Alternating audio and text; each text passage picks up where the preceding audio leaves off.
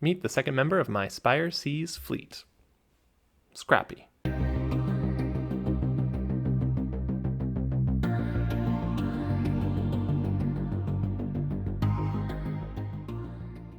Welcome back to the Diluvian Chronicles. Today, I wanted to show you how to make your own quick, cheap, post-apocalyptic scav ship for less than $10, including the tools. Why? 2 reasons. First, I am traveling at the moment. You might not be able to tell, but my setup is completely different here. And it means that I don't have all of my tools with me. They unfortunately didn't let me bring them with me. Second, I think that building your own scav ship for a crew is probably the most difficult or at least daunting part of preparing to play Spire Seas, and I wanted to show you how easy it could be. So let's get to it. First, I gathered up all my supplies. Everything that you see me use in this video is something that I either found lying around the house for free or picked up at my local dollar store. In total, I ended up spending about $8, give or take. And I had plenty of material left over. In fact, I used some of this material already to build my current terrain for traveling. But that's a different video. We'll save it for later.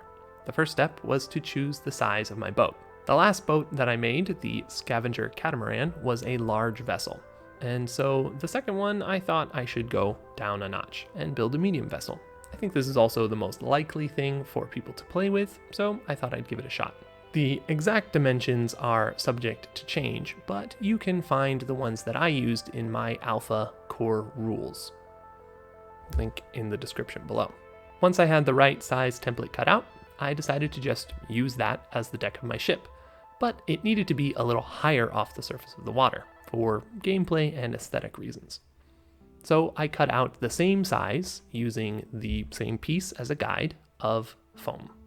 If you want to make the super simple version of a scav ship, you could just glue these 2 pieces together, paint it up, and call it good.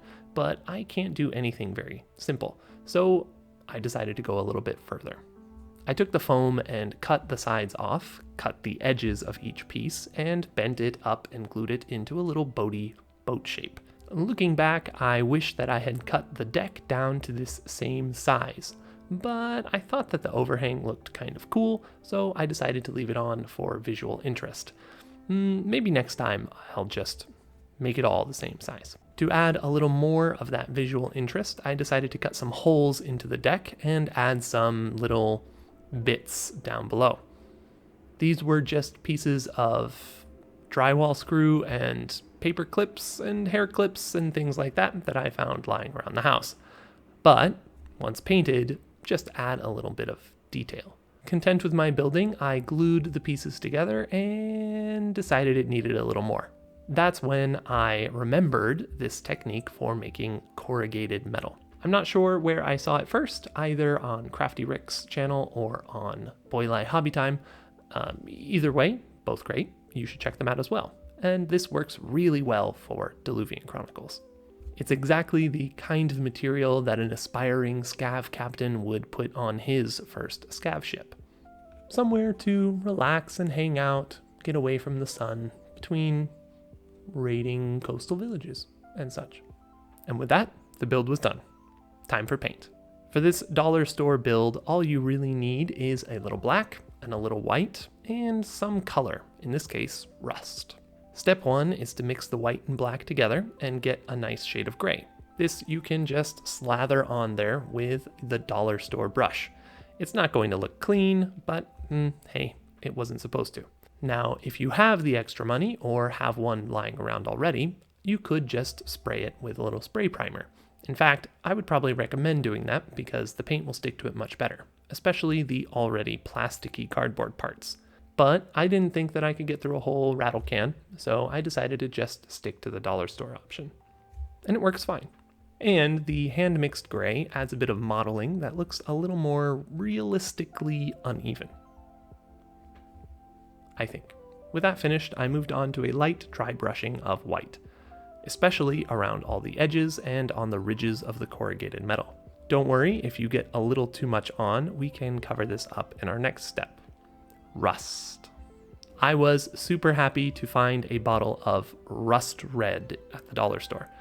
But if you're not that lucky, don't worry. You can just mix together red and brown and shade up or down to taste. For this step, I switched to the smaller of my two brushes and went for a semi-dry brush. This worked well for getting deeper into all of the nooks and crannies, especially that engine section, and for covering up all of my white mistakes. I also took the time to go over all of the edges that I had missed before with the grays and the whites, just to make sure that I got everything. And I even mixed up a little bit more darker and lighter versions to give it a nice variation. And there it was, all painted up and ready to take its first crew of miscreants out onto the waves.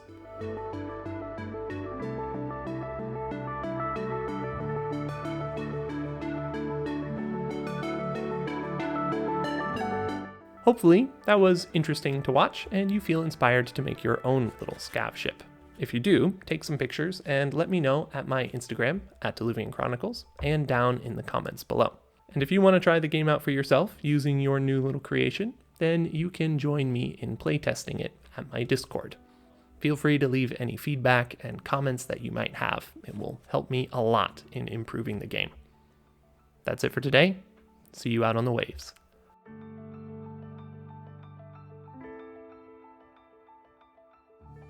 What do you think, Scrappy? Maybe a little brother or two? Next time.